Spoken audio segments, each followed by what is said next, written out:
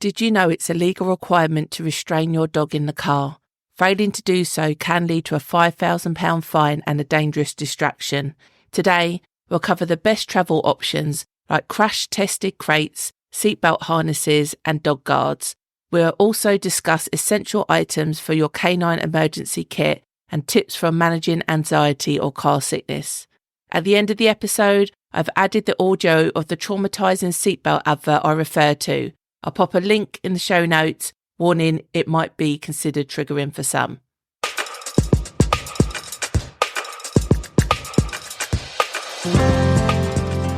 Welcome to the Bulldog Broadcast, the Pure Talk Pedigree podcast.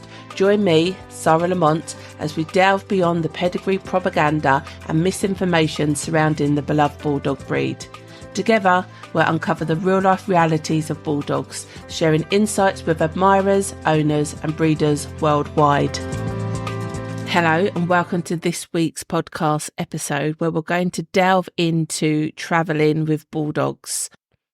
So I cover this subject because if you plan to show a dog, then they need to be able to travel safely to all the show venues. But also I know during summer months, people might be going on holidays and taking the dog with them. There's a lot of dog-friendly locations nowadays. And so we want to be able to travel the dog safely. But also there'll be odd instances when you just need to take the dog in the car. I think we should look at some of the points as an owner you need to consider for your dogs to travel safely and calmly. First of all, to be aware, it's a legal requirement, so it's in the highway code, that a dog must be restrained in the car.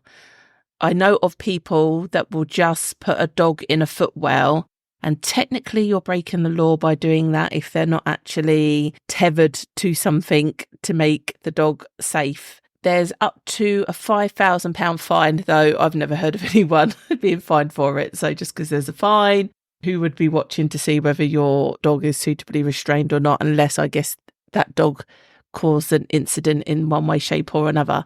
But the problem is if you don't have a dog travelling safely in the car, they can distract you so that you then have an accident.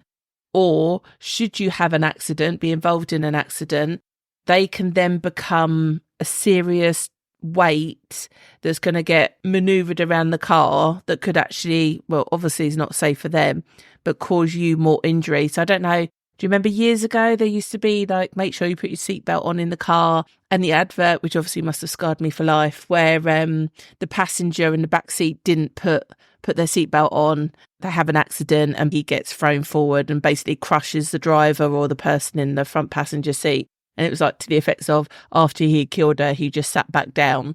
That was obviously very dramatic. And I am a seatbelt type of person. Anyone that isn't nowadays is crazy. I want my dogs to be safe. So all my dogs travel crated. And I recommend anyone that travels their dogs should crate them. However, nowadays there are other alternatives. You can buy these seatbelt harnesses, put them in the front seat or back seat, I suppose. I don't know. Obviously, with kids nowadays, it's all crazy strict with booster seats and where they sit and where they can't sit in the car and all that kind of stuff. And I'm not up to date with all of that. I mean, I think it would be safer that the dog was sat in the back with a seatbelt harness or crated suitably. Because I think with the crate, it's actually better because they can lean up against it. So it gives them a nice, secure environment for them to become accustomed to, where if they're just sat in a car on a back seat, they could potentially roll around quite a lot, couldn't they? When it comes to cages, they're not all made equal. You can just put a normal dog crate in your car and travel it that way. There are road-tested cages. So should you have an accident, then like they don't crash and this, that and whatever. Because obviously if you just put a normal crate into a car and it has an accident, then there's going to be pressure points. And yeah, it doesn't mean it's not going to withstand that pressure basically. So it could still just crumple up and not necessarily be protective. Some of the really high tech designed crates nowadays are actually like crash tested and safety tested, that they don't just crumple up. It's also worth looking around. There are companies that I'm all for travelling a dog in a crate, but they do rattle like mad. And if you're on a long journey, that could drive you to insanity on its own. You can buy brands that are non-rattle. My preference would be, if you were to travel a dog in a crate, that it has 2 doors on it, and some will sell them as like an escape hatch and the normal door, because obviously you've got a problem of, if you've only got one door and that's impacted, how do you get the dog out of the crate? I always say don't ever have a collar on a dog that's crated. However, when I travel, I generally leave collars on, and sometimes I've been known to put on, you could buy like these really short, they're basically a lead handle. It's just the handle bit that clips on, so it's like really short. So if you were needing to grab the dog really quickly, you've got something to grab them by. If you've got a dog that's a bit of a div and sort of rests up against the crate a lot, or you can't see the dog while you're traveling, that kind of stuff, then you might want to take the collar off. And then you've also got dog guards, which I think was like first choice for most people, depending on the breed. Now, I'm not a massive fan of a dog guard because, again, they've just got a lot of space to be rolling around in. And I don't know why in my head I've just got this feeling, if someone was to go into the back of me, a dog guard doesn't protect that dog in any way, shape or form. But also if it then ended up that the boot popped open, then the dogs can just run off and go wherever they need to go. So I'm not a massive fan of dog guards. My preference is always to crate them.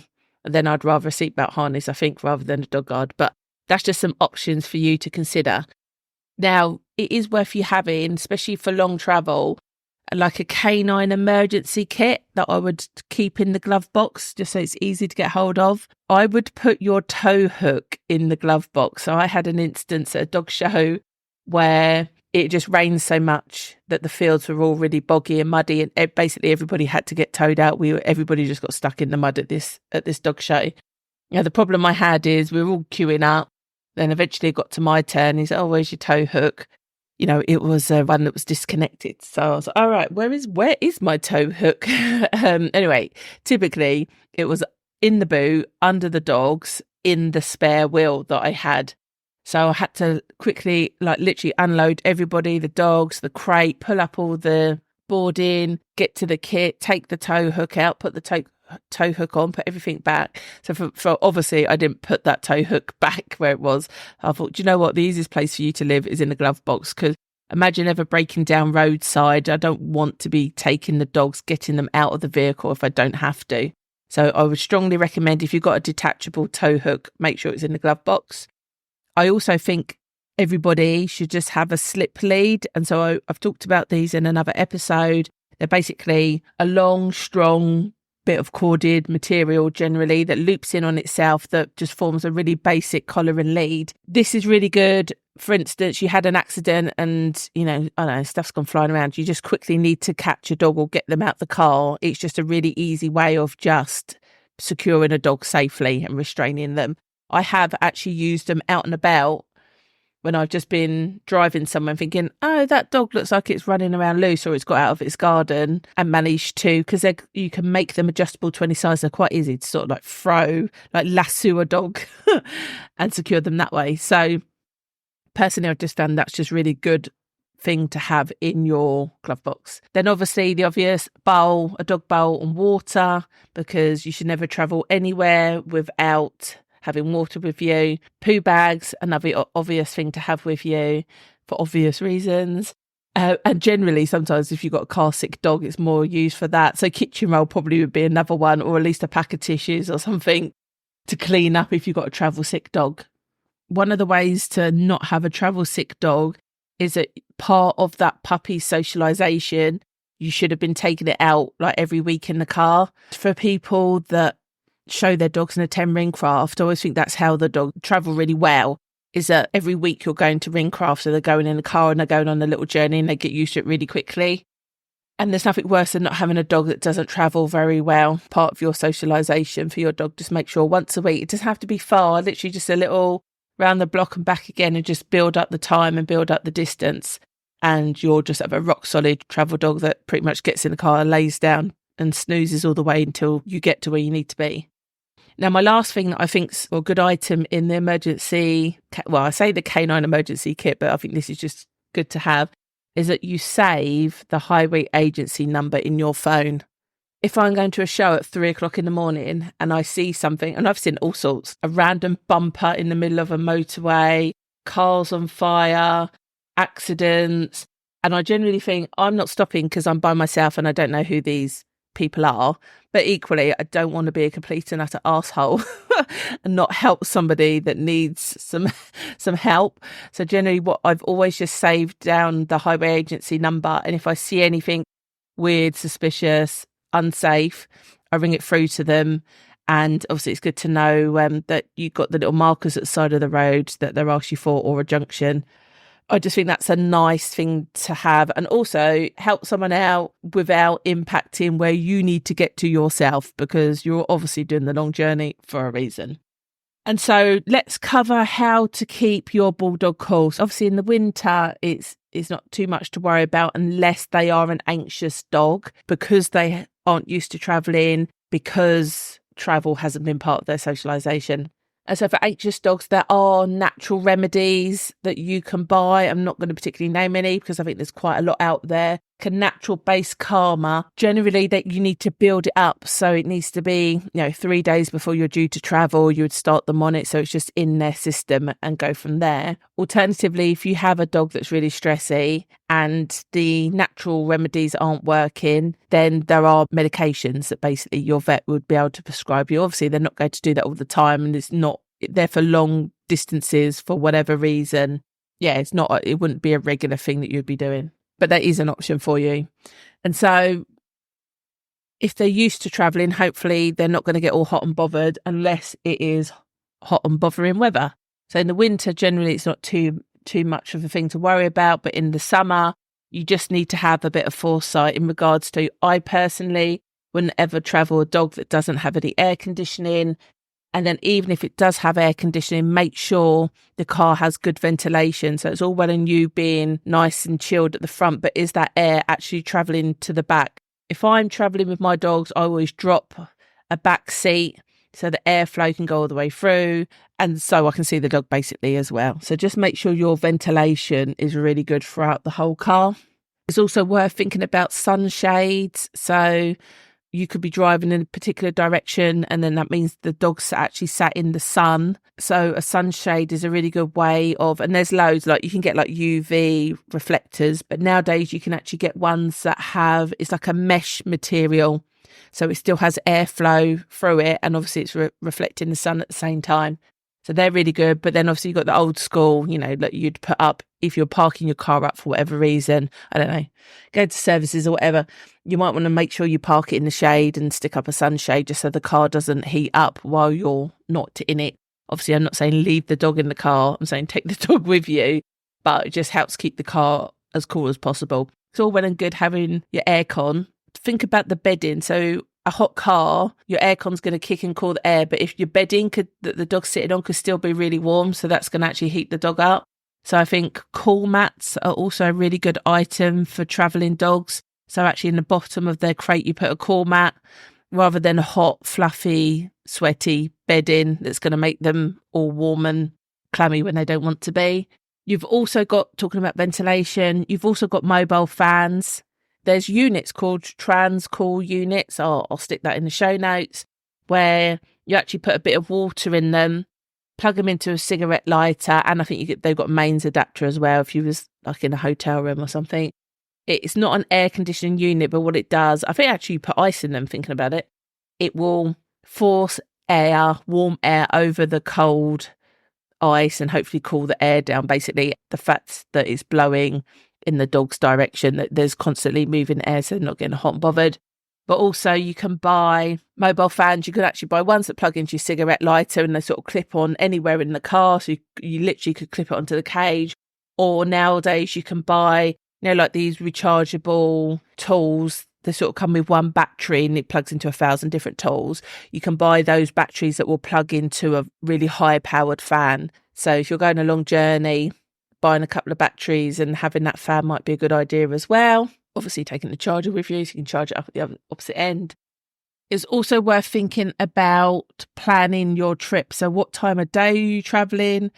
For a dog show, you're getting up and going like ridiculously early sometimes, at 4 o'clock in the morning. So the sun's definitely not out then, even if it's going to be a nice day. You're travelling the cooler part of the day, but also you're less likely to hit traffic, which means you're not stationary, which means your aircon's really effective. and the car's not going to overheat. So when you're travelling, you kind of need to think of worst case scenario, like what if the aircon went bust and we're stuck in a load of traffic? How do we still keep the dog cool? Because if you can deal with that situation, then you can deal with any situation. And then the final one is just monitoring your dog. So just being aware of, just knowing if the dog is getting too hot and bothered, too distressed. Do you need to stop? Do you need to cool the dog down? There's nothing wrong with wetting a towel and having the dog lay on the wet towel to keep them cool. So you just need to be a bit creative with the ideas of, if you have got a dog that's getting hot and bothered, what you need to do to stop the problem escalating. So I think that's it for travelling with your dogs. I'm sure there's loads of stuff I've probably missed. And again, you can come and join the community and add your 2p's worth or 5p's worth or 10p's worth. That's fine. But I think if you consider all of those points, fighty puppies, I think if you consider all those points, you'll be in good stead to travel safely with your dog should you need to. So that's it. I'm signing off and I'll speak to you next week. Before you leave, make sure to visit bulldogbroadcast.com for immediate access to the show notes, community forum, recommendations and episode extras.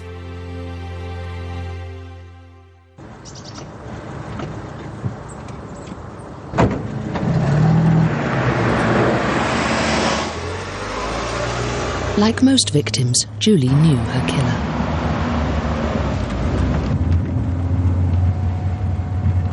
It was her son. He wasn't wearing his seatbelt. After crushing her to death, he sat back down. Think, always wear a seatbelt.